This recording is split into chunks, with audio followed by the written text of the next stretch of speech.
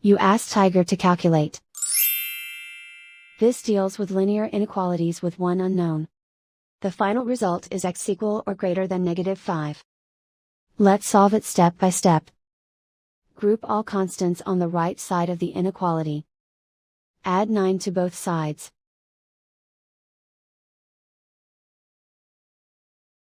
Group like terms.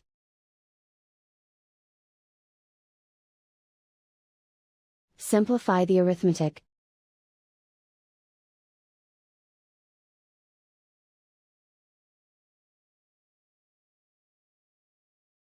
Isolate the x.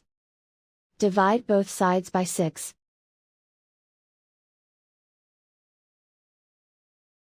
Simplify the fraction.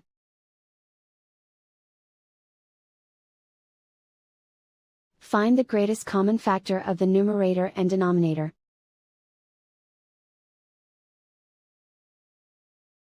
Factor out and cancel the greatest common factor.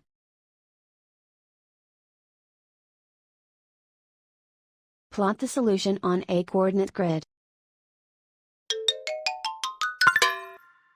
And so the final result is x equal or greater than -5.